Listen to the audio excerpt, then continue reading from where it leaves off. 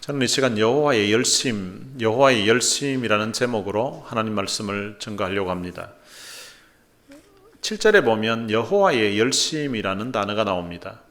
이 열심이라는 단어를 우리말 국어사전에 찾아보면 어떤 일에 온 정성을 다하여 골똘하게 힘써 또는 그런 마음이라고 되어 있습니다.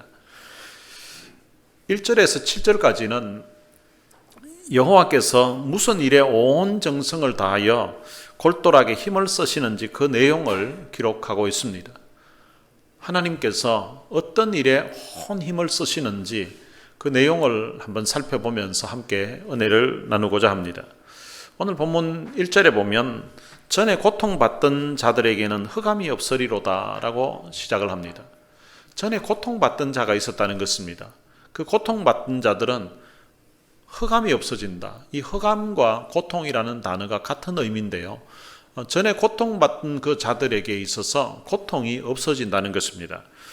옛적에는 여호와께서 스불론 땅과 납달리 땅이 멸시를 당하게 하셨더니, 그러니까 고통받던 자들이 어떤 사람들이 고통을 받았는가 하면 옛적에 스불론 땅에 그리고 납달리 땅에 살던 사람들이 멸시를 당했다는 것입니다. 이 스불론 땅과 납달리 땅이 성경에 가끔씩 등장을 하는데 이 지역은 우리들에게 그렇게 익숙한 지역은 아닙니다. 그런데 그 다음 부분에 보면 우리가 익히 알고 있는 그런 지역이 나옵니다. 후에는 해변길과 요단 저쪽 이방의 갈릴리를 영화롭게 하셨느니라. 그러니까 지금 이 갈릴리라는 이 지명은 교회를 다니다 보면 거의 익숙한 그런 지명이 됩니다. 왜냐하면 예수님이 주로 활동하셨던 곳이 갈릴리 지역이었고 예수님의 제자들이 대부분이 다 갈릴리 출신들입니다. 그러니까 이 갈릴리는 우리에게 익숙한 지역인데 이 갈릴리와 그리고 앞부분에 나오는 스불론 땅과 납달리 땅, 이것은 갈릴리 옆에 있는 땅입니다. 그런데 이 세 땅이 다 북이스라엘에 속한 땅들입니다. 이 북이스라엘에 있는 사람들이 고통을 받았다는 것입니다. 고통 가운데 있는데, 그런데 그 고통을 언제 당했는가 하면 열왕기하 15장 29절에 보면 이스라엘 왕 베가 때에, 이 베가가 지금 우리가 이사야서를 살펴보고 있는데 아하스 왕이 통치할 때, 그때 이제 아람과 북이스라엘 왕이 이제 공격을 해오는데요. 그 시대에 살았던 사람입니다. 베가 때에 아수르 왕 디글랏 발레셀이 와서 이온과 아벨렛, 마가와 야노아, 게데스와 하솔, 길르앗과 갈릴리와 납달리 온 땅을 점령하고 그 백성을 사로잡아 아수르로 옮겼더라 라고 기록하고 있습니다. 여기에 보면 갈릴리와 납달리라는 오늘 본문에 나오는 지명이 나옵니다. 그러니까 이 아수르 왕이 북이스라엘을 침략해서 많은 사람들을 죽이고 그리고 살아남은 사람들 중에는 사로잡아서 아수르로 옮겼다는 것입니다. 바로 이 사실을 오늘 본문에서는 전에 고통받던 자들이라고 기록하고 있는 것입니다. 왜 북이스라엘이 이렇게 아수르에 의해서 침략을 당하고 나라는 망하고 백성들은 아수르로 포로로 잡혀가게 되었는가 하면 이스라엘이 하나님의 은혜를 저버리고 범죄한 결과로 인하여서 이런 일이 발생하게 된 것입니다. 그런데 그런 고통받던 자들에게 놀라운 일이 일어납니다. 오늘 본문 2절에 보면 흑암에 행하던 백성이 큰 빛을 보게 되었다고 합니다. 흑암에 행하던 백성이라는 것은 1절에 전에 고통받던 자들과 동일한 의미입니다. 흑암에 행하던 백성이 큰 빛을 보았다는 것은 흑암 가운데 있다가 고통 가운데 있다가 이제는 그 고통에서 해방이 되는, 고통이 사라지는 그런 일이 발생한다는 것입니다. 사망의 그늘진 땅에 거주하던 자에게 빛이 비치도다. 사망에 거주하던 땅, 나라가 망해서 실제로 수많은 사람들이 죽었고 살아남은 사람들도 거의 대부분이 이제 아수르로 포로로 끌려간 그런 사망이 있던 그늘진 땅이었는데 거기 거주하던 자에게 빛이 비친다는 것입니다. 나라가 망하고 온 땅이 흑암으로 덮여있고 황폐한 땅이었는데 그런 땅에 이제 큰 빛이 비쳐서 이제 희망이 비치게 된다는 것입니다. 그 땅이 회복된다는 것을 말씀하고 있는 것입니다. 그런데 이 빛을 누가 비춰주는가 하면 3절에서 주께서 이 나라를 창성하게 하시며 라고 말합니다. 큰 빛을 주시는 분이 바로 주님이라는 것입니다. 그 주님이라는 것은 바로 여호와 하나님이라는 것입니다.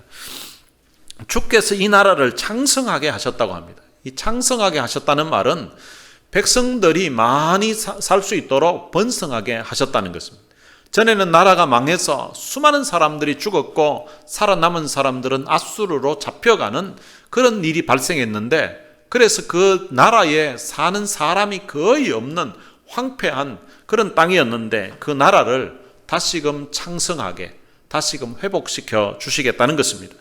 어떻게 하시는가 하면 그 즐거움을 더하게 하겠다는 것입니다.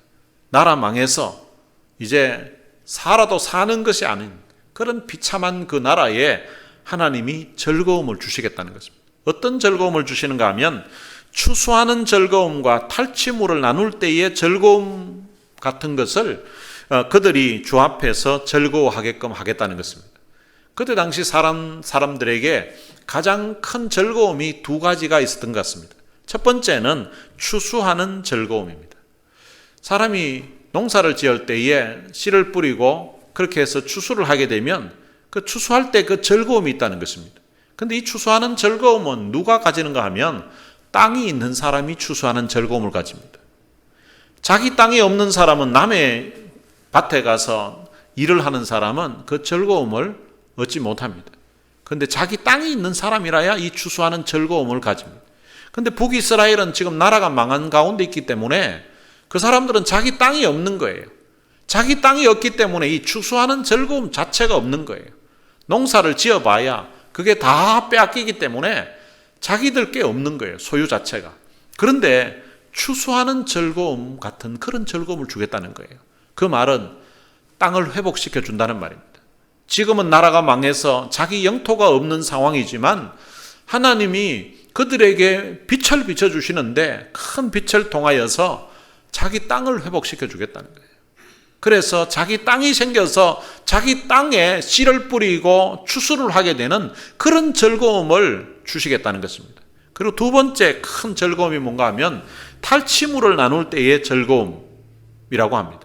이 탈취물을 나눈다는 것은 전쟁을 하여서 승리하게 되면 그 전쟁을 통하여서 얻게 되는 그런 전리품들 그리고 재물들이 있습니다. 그것을 나누는 그런 즐거움이 크다는 것입니다.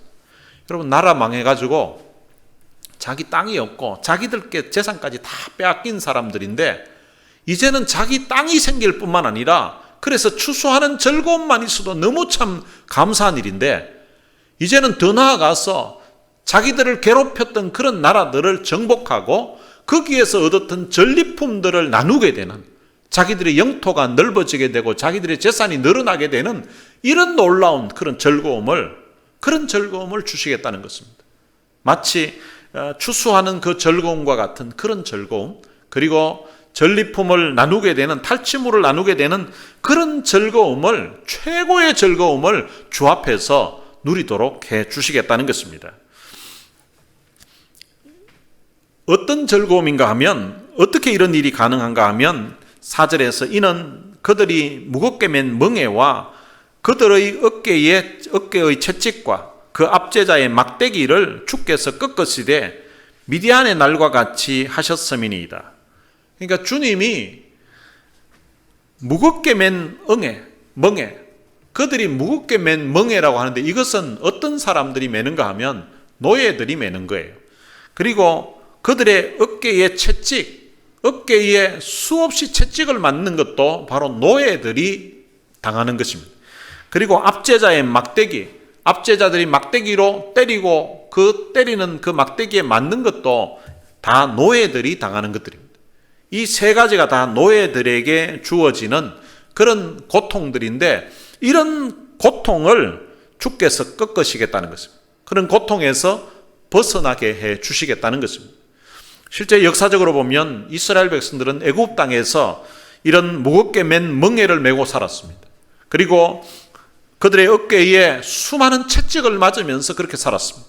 그리고 애굽의 그 군인들, 그 감독자들에게 수많은 막대기로 맞으면서 그런 학대 가운데 그들이 살았습니다. 그때에 하나님께서 그들의 압제자의 그 막대기를 꺾으시고 그들을 구원해 내신 적이 있었습니다.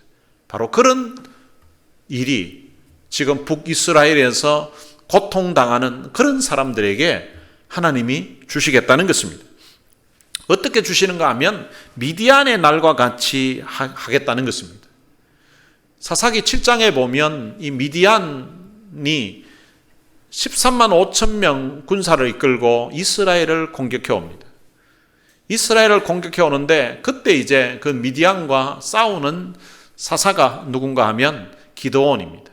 그런데 이 기드온이 300명의 용사와 함께 그 13만 5천 명과 싸우게 되는데 대승리를 하게 됩니다. 그런데 성경에서는 기드온이 용맹해서 그리고 300명의 용사가 용맹해서 그 전쟁에서 이겼다고 말하지 않습니다. 그런데 때때로 이 성경을 해석하는 분들이 기드온의 300용사가 아주 용감하게 싸워서 적국 13만 5천 명을 다 싸워서 이겼다고 이렇게 설명하시는 분들이 있습니다. 그런데 성경을 보면 사실은 미디안과의 전쟁에서 기드온의 300명의 용사가 한 일은 거의 없습니다. 제일 처음에 13만 5천 명이 오니까 이제 그때에 싸우기 위해서 모인 사람이 있는데 몇 명이 모였는가 하면 3만 2천 명이 모였습니다. 3만 2천 명이 모였는데 하나님께서 기드온에게 그 마음에 두려움이 있는 사람들은 집으로 돌아가라고 하라고 합니다. 그래서 하나님 말씀대로 마음에 두려움이 있는 사람은 집으로 가라고. 그러니까 전쟁하는 게 겁이 나는 사람, 그런 사람은 돌아가라고 하니까 2만 2천 명이 돌아가 버린 거예요.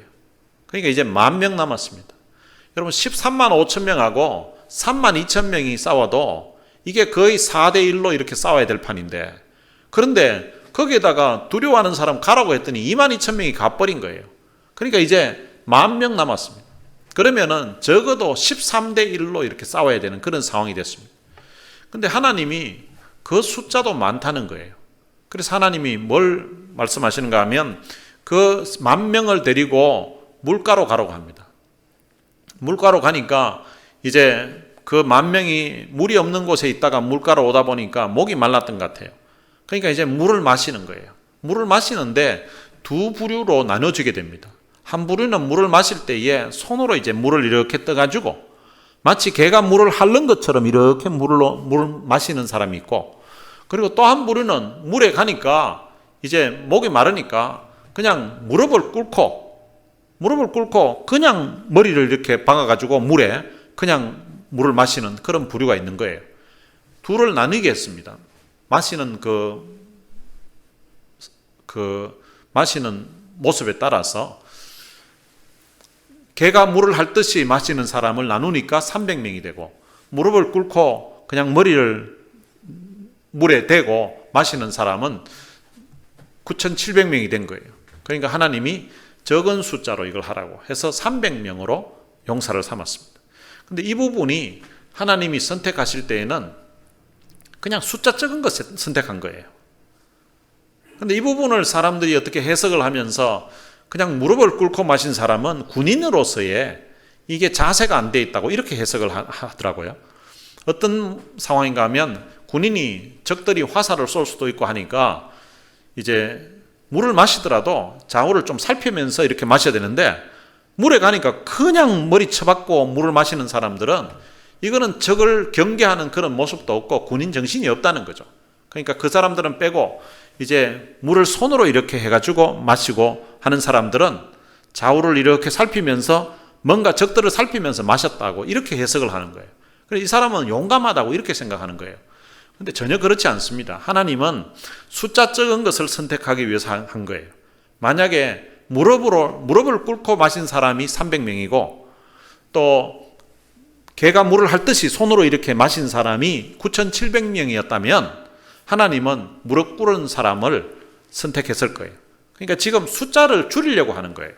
그래서 숫자를 줄이려고 하는 이유는 이번 전쟁을 통하여서 승리를 하게 되면 이 전쟁의 승리는 군인들이 잘 싸웠기 때문에, 작전을 잘 폈기 때문에 승리한 것이 아니라 하나님이 하셨다는 거예요. 너희들은 한 것 아무것도 없고 하나님의 능력으로, 하나님의 은혜로 구원받았다는 것을 알게 하기 위해서 숫자를 줄인 거예요.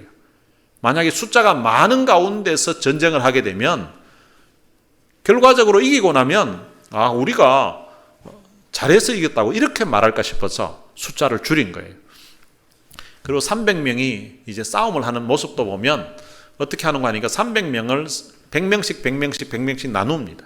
그리고 밤중에 그들이 가지고 간 무기도 보면 항아리, 그리고 불, 나팔 이것을 가지고 갑니다. 여러분 전쟁을 하려고 하면 칼을 들고 가든지 창을 들고 가든지 아니면 활을 들고 가든지 이렇게 해야 되지, 이게 항아리하고 그리고 불하고 이게 나팔은 전쟁하는데 별 도움이 되는 게 아니에요. 근데 그걸 들고 가는데 또 들고 갈 때도 보면 항아리에다가 불을 이제 감춥니다. 감추기 위해서 불을 이제 항아리 안에 넣어가지고 이렇게 갑니다. 그리고 이제 300명씩 나눠서 세 곳으로 이렇게 미디안 군인들 있는 데서 이렇게 그러니까 세 개 방향으로 서게 되는 거예요. 그리고 나서 불을 감춰 갔다고 하는데 여러분 이 불을 항아리에 넣어가지고 가면 불빛이 보이겠습니까? 안 보이겠습니까? 다 보입니다. 항아리를 덮어도 불이 밑으로 보이는 거죠. 불빛이 나오는 거죠. 그것이 깜깜한 밤중에 100개가 이렇게 움직이고 이쪽에 100개 움직이고 저쪽에 300개 움직이면 100개 움직이면 그게 다 보이는 거죠. 조그마한 불빛도 다 보입니다. 근데 마치 그것을 가리니까 불빛이 안 보인 것처럼 그렇게 해석을 하는데, 그럼 불빛이 안 보이려고 하면요, 이걸 완전히 항아리 입구를 막아야 됩니다. 근데 항아리 입구를 막아버리면 공기가 안 들어가기 때문에 불은 꺼져버려요. 그러니까 불이 살아있으려고 하면 이 항아리 입구를 그대로 열어놓은 상태에서 가야 된다는 거죠. 그러니까 불빛이 다 자기들 나름은 그래도 불빛이 감춰졌다고 생각할지 모르지만 그래도 밑에 나오는 그 불빛으로 다 보이는 거예요. 그런 가운데서 밤중에 항아리를 깹니다. 항아리를 깨고 불을 듭니다. 그러니까 항아리 깨지는 소리, 그리고 그 다음 나팔을 붑니다. 나팔을 불고 이러니까 엄청난 대군이 이제 몰려온 것처럼 그렇게 미디안 군사들이 착각을 하는 거예요. 그리고 난 다음에 자기들이 밤중에 도망을 치다가 자기들끼리 막 찌르고 자기들끼리 죽이고 하는 것입니다. 그래서 그날 죽은 사람이 12만 명이 죽었다고 성경은 기록하고 있습니다. 여러분 12만 명을 300명이 죽이려고 하면, 만약에 실제 죽이려고 하면 이제 한 사람이 400명씩을 싸워서 이겨야 됩니다. 여러분 한 사람이 400명과 싸워서 이긴다는 것은 있을 수 없는 일이에요. 실제 싸움도 안 했지만 400명을 이기려고 하면요, 400명이 아예 그냥 나 죽여라 하고 아무 무장도 하지 않고 그냥 줄 서가지고 쭉 오더라도요, 창으로 400명 배를 찌르고 빼도 아마 힘들 거예요. 어린아이가 400명이 오더라도 그 어른이 이기기가 쉽지 않아요. 그러니까 이 일은 사람의 능력으로 한 것이 아니라 하나님의 은혜로 했다는 것입니다. 하나님이 도와주셔서 승리했다는 것입니다. 바로 북이스라엘의 그 고통받던 자들을 구원하시는 분이 누구신가 하면 주께서 하시는데, 마치 미디안의 때처럼 너희들은 한 것 아무것도 없어도 하나님이 하시겠다는 거예요. 하나님이 구원을 베풀어 주시겠다고 선언하고 있는 것입니다. 그래서 그 결과 5절에 보면 어지러이 싸우는 군인들의 신과 피 묻은 겉옷이 불에 섭같이 사라진다고 합니다. 그러니까 군인들의 신 그리고 피 묻은 그 겉옷이 마치 불의 섭같이, 불의 섭이라는 것은 땔감을 이야기하는 거예요.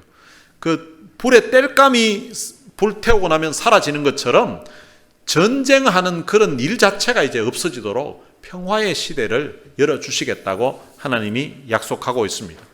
그런데 이런 일을 누구를 통해서 하는가를 6절에 보면 기록하고 있습니다. 이는 한 아기가 우리에게 낳고 한 아들을 우리에게 주신 바 되었는데, 한 아이를 통하여서 이런 일이 일어난다는 것입니다.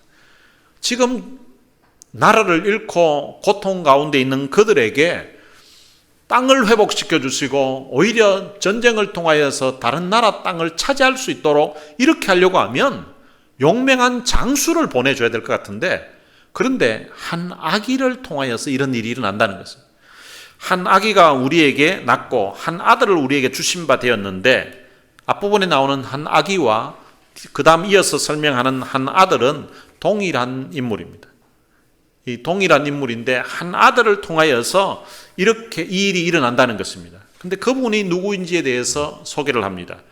그의 어깨에는 정사를 메었고, 이 정사라는 것은 어깨에 금고리나 그리고 열쇠 같은 거, 그런 것들을 이제 그때 당시 장식품으로 권세 있는 그런 사람들이 장식을 했다고 합니다. 그러니까 군인들도 보면, 장군들이나 이런 사람들을 보면 어깨에 무엇을 이렇게 올려놨잖아요. 마치 그와 같이 그런 정사를 메었고, 그의 이름은 기묘자라 모사라. 이 기묘자라는 말은 영어 성경에 보면 원더풀이라고 되어 있습니다. 그러니까 놀랍다는 거예요. 놀랍다는 거고, 그리고 모사는 영어 성경에 보면 카운셀러라고, 상담자라고 되어 있습니다. 그러니까 그 아기로 오시는 그분이 아주 놀라운 위대한 상담자라는 것입니다. 이 위대한 상담자라는 말은 그 고통받는 사람들의 그 심정을 알고 그들을 위로해 줄 수 있는 그런 분이라는 것입니다. 그리고 그분은 전능하신 하나님이라는 것입니다. 그리고 영존하시는 아버지라. 구약 배경에서 이 아버지라는 것은 그들의 보호자요 후견인을 말합니다. 그러니까 그분이 자기들을 마치 아버지처럼 돌봐주신다는 것입니다. 그리고 그분이 평강의 왕이라고 합니다. 우리는 이 구절을 들으면 이미 이 성탄절이나 이 성탄절 가까이 왔을 때에 이 본문에 대한 설교를 많이 들어서 이분은 메시아구나, 바로 예수님이구나, 이렇게 이제 이해를 합니다. 그게 바르게 이해한 것입니다. 그러면 이 말씀이 선포되었을 그 당시에 살았던 사람들, 아하스 왕이 통치할 때, 그때 이사야 선지자가 이 한 아기가 우리에게 낳고 한 아들을 우리에게 주신 바 되었다고 했을 때에, 이때 당시에 살았던 사람들은 이 아기에 대한 이야기를 들으면서, 그리고 평강의 왕이 오신다는 이야기를 들었을 때 누구를 생각했을까? 우리처럼 장차 오실 예수님을 생각했을까? 아마 그렇지는 않았을 것입니다. 이 시대에도 마치 이와 같은 한 인물이 있었습니다. 그 인물이 누구인가 하면 바로 히스기야라는 사람입니다. 이 말씀을 선포할 때 당시에는 아하스 왕이 유다를 통치할 때였습니다. 아하스 왕은 유다의 왕 중에서 가장 악한 왕입니다. 이 아하스는 하나님을 버리고 우상 숭배를 했습니다. 바알을 섬기게 되는데, 이 바알을 섬길 때에도 완전 광적으로 바알 신을 섬기게 됩니다. 온 나라에 바알 신상을 만들고 하나님의 전은 아예 문을 닫아버리고 성전 기구는 파괴했습니다. 그리고 이제 심지어는 자기 자식까지 그 이방 신에게 제물로 바치는 그런 일을 행했던 것입니다. 그런데 이사야 선지자가 하나님께로 돌아오라고, 하나님께 여호와께 징조를 구하라고 함에도 불구하고 그는 돌아오지 않습니다. 결국은 하나님의 심판을 받아 그의 생명이 끝이 나게 됩니다. 그 다음에 왕이 누가 되는가 하면 바로 히스기야입니다. 그의 아버지는 유다의 역사 가운데서 가장 악한 왕인데, 그런데 이 히스기야가 25살에 이제 왕이 됩니다. 왕이 되는데, 근데 이 히스기야는 25살까지 자기 아버지가 하나님 앞에서 어떻게 살았는지를 계속해서 보아왔습니다. 하나님 은혜를 저버리고 성전 문을 닫고, 그리고 이방 신들을 섬기고, 심지어는 자식들까지 불살라서 그 신에게 바치면서 나라는 부패하고 온 예루살렘에 피가 가득한 그 상황을 보았습니다. 그런데 그는 그런 상황을 보면서 마음의 결단을 합니다. 하나님을 제대로 섬겨야 되고 하나님께로 돌아가야 우리나라가 사는구나 하는 것을 그가 결심하게 됩니다. 이게 쉬운 일이 않죠. 보통은 아버지가 악한 왕이면 그 아들은 그 애비 그대로 닮습니다. 그런데 이 히스기야는 자기 아버지의 그 악한 그 모습을 보고 나는 저렇게 살지 않겠다고 결단을 하는 거예요. 그리고 하나님 앞에 믿음으로 삽니다. 하나님 앞에 믿음으로 사는데 히스기야는 왕이 되자마자 그 조상 다윗의 모든 행위와 같이 여호와 보시기에 정직하게 행했다고 합니다. 자기 아버지가 자기 인생에 본이 안 됐기 때문에 그 조상 가운데서 가장 하나님 앞에 믿음으로 산 사람이 누군가 보니까 다윗 왕이라고 생각한 거예요. 그래서 나는 다윗처럼 살겠다고 그렇게 합니다. 그리고 하나님 의지하면서 살아갑니다. 그때까지 그 유다의 역사에 히스기야처럼 여호와를 의지한 사람이 없었다고 할 만큼 철저하게 하나님을 의지하면서 살아갑니다. 그리고 아버지는 성전 문을 닫았는데 이 히스기야는 아버지가 닫아놓았던 그 성전 문을 열게 됩니다. 그리고 성전을 수리를 하고요. 그리고 성전을 깨끗하게 합니다. 그리고 여호와의 전에 올라가서 번제와 속죄제를 드리게 됩니다. 그리고 이제 유월절을 지키게 됩니다. 여러분, 유월절을 지킨다는 말은 출애굽의 은혜를 베풀어 주셨던 그 하나님의 은혜를 기억한다는 말이에요.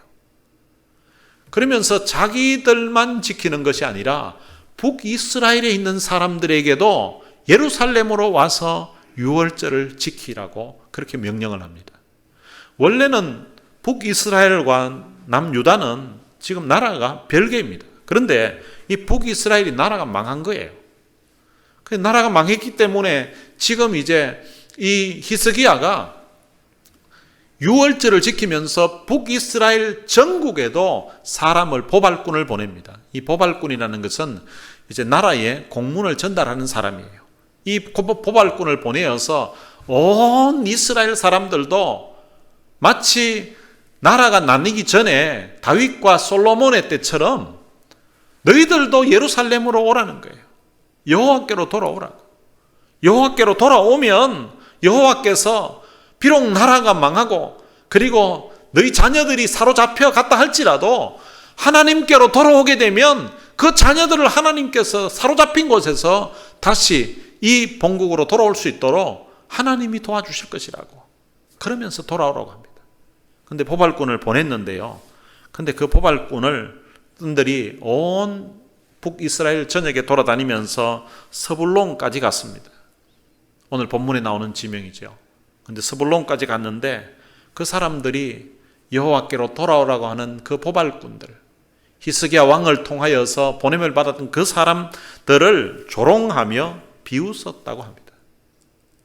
그런데요, 놀라운 일은 스불론 중에서 몇 사람이 스스로 겸손한 마음으로 예루살렘에 왔다는 것입니다.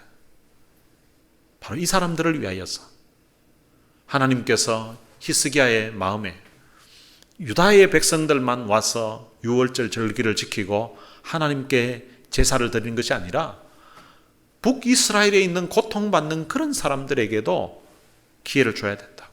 그들도 하나님 앞에 지금이라도 돌아오면 아무리 나라가 망하고 그 자녀들이 포로로 잡혀갔다 할지라도 하나님께로 돌아오면, 여호와께로 돌아오면 하나님은 그들에게 은혜를 베풀어 주실 거라고. 그러면서 그들에게 기회를 주는 거예요. 그런데 겸손한, 스스로 자기를 낮춘 그런 사람들이 몇 사람이 돌아온 거예요. 그런데 돌아온 그것만으로 이 히스기야가 만족하지 않고 다시 보발꾼들을 보냅니다. 다시 돌아오라고. 그렇게 사람들을 계속 보냈더니 그 다음에 보면 많은 무리가 돌아왔습니다. 근데 많은 무리가 돌아왔는데 와서 유월절 제사를 드리는데요. 근데 이 사람들이 그 제사를 드리기 전에 자기를 먼저 깨끗하게 하고 이 제사 음식을 먹고 해야 되는데 이 사람들이 와서는 그냥 막 먹은 거예요. 그러니까 유월절 그 제사를 드림에 있어서 자기 자신을 깨끗하게 하는 그 규례를 이 사람들이 어긴 것입니다. 그게 이제 하나님 앞에 죄가 되는 거예요. 근데 그 사실을 듣고서 히스기야 왕이 그 북이스라엘에 알지 못해서 유월절 자기 자신을 깨끗하게 하지 못하고 그냥 막 먹었던 그 사람들을 위해서 기도를 합니다. 하나님, 이들의 죄를 사해달라고. 그들의 죄를 사해달라고 했더니 하나님이 그 히스기야의 기도를 들으시고 백성을 고치셨다라고 이렇게 되어 있습니다. 이 백성을 고치셨다는 말은 지금 죄를 사하는 이런 문제 같으면 죄를 지었는데 그 사람이 그냥 죄를 용서해 줬다고 이렇게 해야 될 건데, 그런데 히스기야의 기도를 들으시고 백성을 고쳤다고 합니다. 그 말은 아마 이 백성들이 하나님의 그 규례를 어기고 그렇게 막 먹다 보니까 아마 몸에 병이 생겼던 것 같아요. 뭔가 이상이 생겼던 것 같아요. 그런 상황을 이 히스기야가 보고 하나님 앞에, 하나님, 이 백성들이 잘 몰라서 이랬으니까 하나님 좀 용서해 달라고 그렇게 기도했더니 하나님이 그들의 죄를 사하시면서 동시에 그들의 몸에 있었던 그런 질병들이 다 고쳐지는 그런 역사가 일어나게 되었다는 것입니다.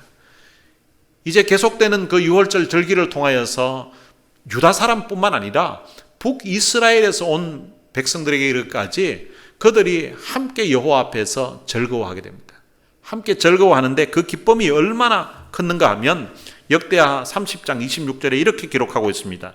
예루살렘에 큰 기쁨이 있었으니 이스라엘 왕 다윗의 아들 솔로몬 때로부터 이러한 기쁨이 예루살렘에 없었더라.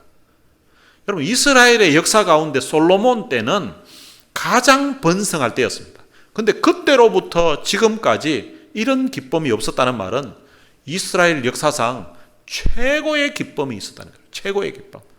여러분, 나라 망한 사람들에게 하나님께서 은혜를 주셨는데 그들 평생에, 내 평생에 이렇게 즐겁고 이렇게 기쁜 날이 없었다고, 너무너무 행복하다고 할 그런 정도가 아니라, 나뿐만 아니라 솔로몬 왕 때부터 지금까지 온 백성들이 생각하기를 우리나라에 이런 영광, 이런 즐거움, 이런 기쁨이 없었다는 것입니다. 여러분, 우리가 평생을 살아오면서 내 평생에 오늘이 제일 기쁜 날이라고, 오늘같이 내 인생의 황홀하고 오늘같이 너무 감사하고 너무 축복된 날이 없었다고 하면 얼마나 기쁜 날이겠습니까? 그러니까 북이스라엘에서 고통당하던 그 사람들에게 그 고통이 사라지게 되고 흑암에 있던 백성에게 큰 빛이 비춰지게 되는 그런 놀라운 역사가 그들 생에 벌어지게 됐는데, 바로 히스기야 왕을 통하여서 그런 역사가 일어났다는 것입니다. 우리는 오늘 이 본문이 히스기야 왕을 통해서도 그 시대에 고통받는 자들에게 이런 해방이 선포되었지만, 오늘 영적으로 보면 우리도 죄 중에서 고통당하던 사람들이었는데, 죄로 말미암아 영죽을 사람들이었는데, 그런 우리들에게 하나님의 그 열심으로 마치 북이스라엘 그 스불론 땅에 포발꾼을 먼 곳까지 보내어서 전 북이스라엘을 다니면서 돌아오라고 하는데도 불구하고 돌아오지 않고 오히려 그곳에 가서 여호와께로 돌아오고 할 때에 그 사람들을 조롱하고 비웃기까지 했던 그런 사람들에게 또 사람들을 보내서 하나님께로 돌아오라고, 여호와께로 돌아와야 여러분들이 삽니다. 여호와께로 돌아와야 여러분들의 자녀들 가운데 포로로 잡혀갔던 사람들이 돌아오게 됩니다. 여러분들이 먼저 여호와께로 돌아와야 됩니다. 여러분, 그 왕의 명령을 통하여서 다시금 그들이 돌아오게 되고 그리고 회복시키게 되는 그런 놀라운 역사가 일어났던 것처럼, 오늘 이 시대에도 마치 북이스라엘의 나라 망하고 그 범죄로 말미암아 고통 가운데 있던 사람들에게 큰 빛이 비춰졌던 것처럼, 죄와 허물로 죽었던 우리 인류를 위해서, 우리 인생들을 위해서 하나님께서 그의 하나밖에 없는 아들을 십자가에 못 박혀 죽게 하십니다. 그리고 그 아들의 보혈과 그 아들의 죽음을 통하여서 우리 죄를 사해 주십니다. 그리고 그 소식을 제자들이 전하는데, 그 전하다가 예수님의 제자들이 대부분 다 순교의 제물로 죽게 됩니다. 여러분, 그 복음을 받았던 사람들이 또한 이 복음을 그 다음 세대 사람들에게, 또한 그 이웃 나라들에게 계속해서 복음을 전해서 그것이 우리가 태어났던 대한민국에까지 전해오게 된 것입니다.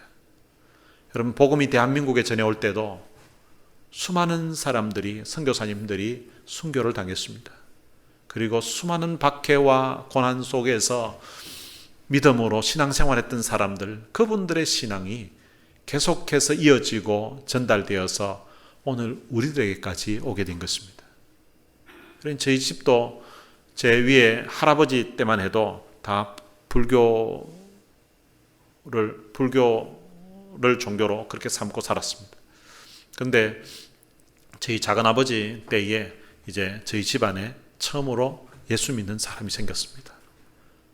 저희 작은아버지가 우울증에 걸려서 참 살아도 산 것이 아닌 그때에 이제 병원이라는 병원 쫓아다니면서 용한 의원들 다 찾아다녔는데도 해결이 되지 않고, 그리고 구설을 하고 절에 가서 기도를 하고 뭐 이렇게 해도 안 되었었는데, 그런데 누구가 전도를 해서 교회를 가게 됐습니다. 근데 그 교회에서 목사님이 기도를 해주시고 그런 가운데 이제 우울증이 낫게 되었습니다. 낫고 나니까 인생이 너무 참 감사한 거예요. 이 덤으로 사는 인생이라고 해서 이제 신학을 공부하게 되고 이제 목회자의 길로 가게 되었습니다. 근데 그 작은 아버지가 저희 아버지를 찾아와서 전도를 합니다. 한 번만에 되지 않아서 편지를 써서 형님을 설득하고, 찾아와서 설득하고, 형님 형수님에게 예수 믿으라고, 형님 하나님 믿으시라고, 그럼 저를 한번 보시라고. 제가 우울증에 걸렸을 때 살아도 산 것 같지 않았는데, 근데 제 인생이 예수 믿고 이렇게 바뀌었다고, 하나님 믿고 내 인생이 바뀌었다고. 그러니까 형님도 예수 믿으라고, 형수님도 예수 믿으시라고. 그렇게 끊임없는 삼촌의 그 눈물과 기도, 전도를 통하여서 저희 아버지가 설득을 당하게 되고 저희 어머니가 예수를 믿게 되었습니다. 그래서 그 덕에 제가 그때 국민학교 1학년 때였는데 이제 교회를 다니게 되었고요. 그러면서 예수 믿고 구원받는 그런 은혜를 누리게 되었습니다.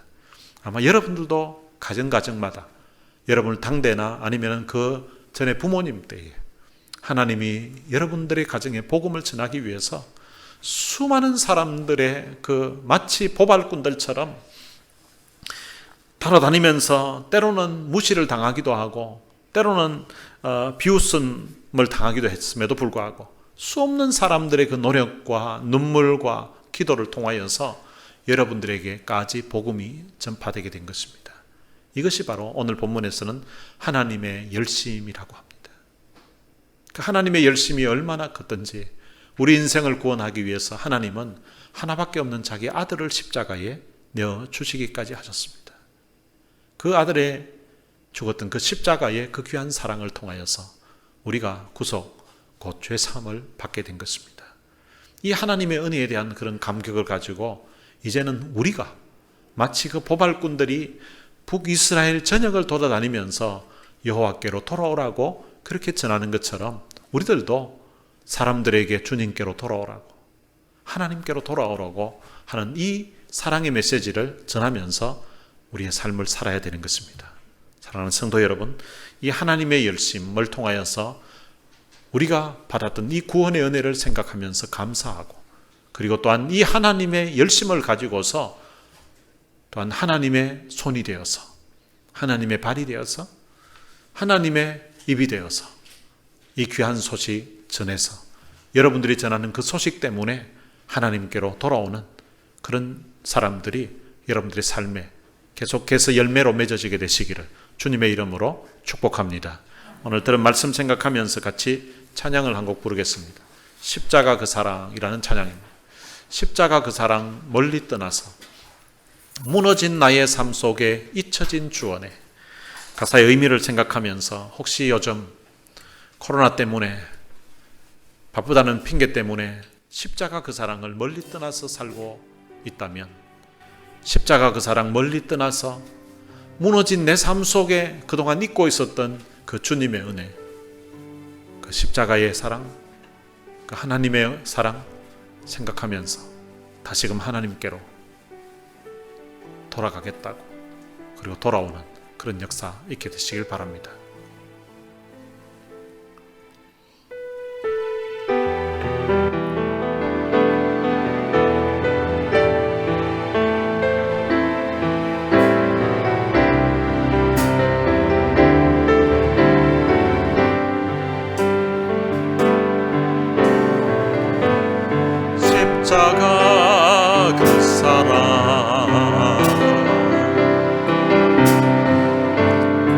멀리 떠나서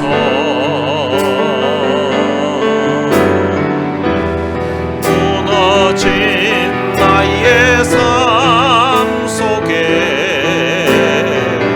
잊혀진 주 은혜 돌 같은 내 마음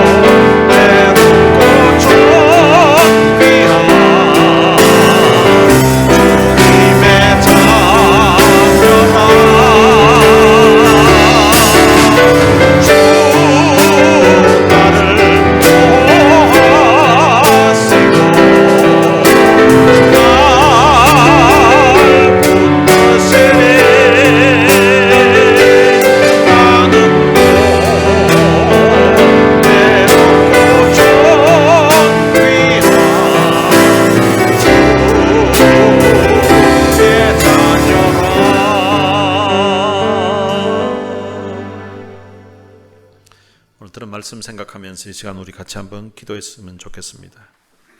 하나님의 그 열심이 북이스라엘의 그 고통받는 자들에게 하나님이 은혜를 베풀어 주셔서 그들이 삶이 회복되었던 것처럼 하나님의 그 열심이 또한 참 위대한 상담자로 전능하신 하나님으로 이 땅에 오셨던 그 예수 그리스도를 통하여서 우리가 죄와 허물 가운데서 사망의 그 늪에서 우리가 구원함을 받게 되었습니다.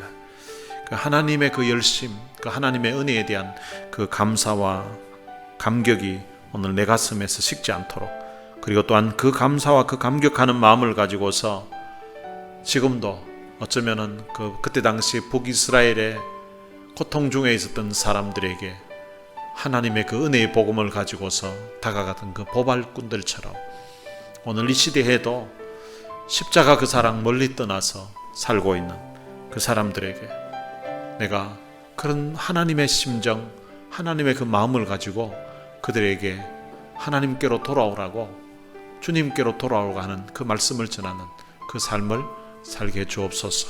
때로는 우리의 삶에 그런 말씀 전할 때에 누군가 조롱하고 비웃는 그런 사람이 있다 할지라도 그런 가운데서도 가서 외치고 그런 가운데서 전했더니 수많은 고통받는 사람들이 주 앞에 돌아오는 그런 역사가 있었던 것처럼 하나님, 우리가 두드리는 그들의 마음의 문이, 그들의 귓전이, 그들의 삶이 주님께로 돌아오는 그런 역사가 일어나게 해달라고 우리 같이 기도했으면 좋겠습니다.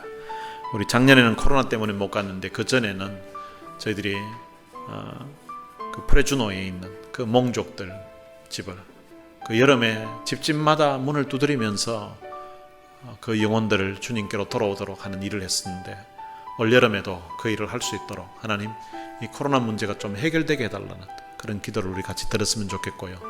그리고 참 흑암에 있던 백성에게 큰 빛이 보이는 것처럼 캄보디아에서 시력 잃고 고통 중에 있는 선교를 위해서 하나님이 그 눈에 큰 빛이 보이게 되는, 다시 전날처럼 세상이 밝게 보이게 되는 그런 역사가 일어나게 해달라고 우리 같이 기도했으면 좋겠습니다. 같이 통성으로 기도하시겠습니다. 살아계신 아버지 하나님, 은혜를 감사합니다. 많은 사람 가운데 선생님께서 하나님의 귀한 자녀로 살아주시는 것 감사합니다.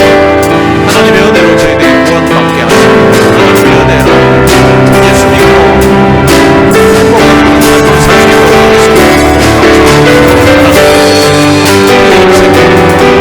참 기쁨이 주어진 것은 하나님의 그 열심, 이스라엘의 고통받는 사람들에게 히스기야와 통하여서 복음을 전하게 하시고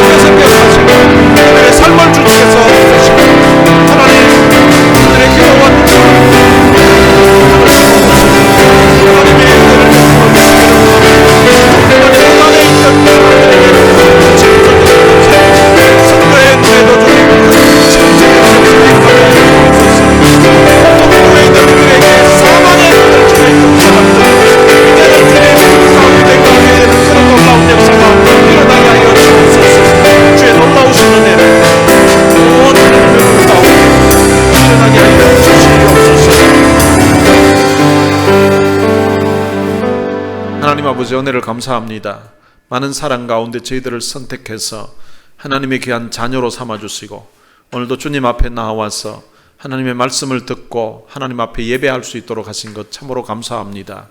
하나님, 북이스라엘에 참 고통받던 그런 사람들에게 히스기야 왕을 통하여서 명령을 받았던 그 보발꾼들이 온 나라 전역을 돌아다니면서 때로는 사람들이 참 무시하고 사람들이 조롱하고 하는 그런 비웃는 그런 상황도 있었지만, 그럼에도 불구하고 여호와께로 돌아오라고, 여호와께로 돌아와야 너희들이 살고 여호와께로 돌아와야 사로잡혀 갔던 그 자녀들까지 돌아오게 되는 그런 역사가 있다는 그 말씀을 계속 전했을 때에 그들이 스스로 자신을 낮추고 돌아오고, 어떤 사람들은 의미를 모르고도 돌아왔지만, 그러나 결국에는 그 많은 사람들이 그들 평생에 그렇게 기쁘고 그렇게 감격스러운 날을 처음 경험하게 되었던 것처럼, 하나님, 오늘 우리의 인생 가운데도 그런 기쁨, 그런 감격을 맛볼 수 있도록 해주신 것 참으로 감사합니다.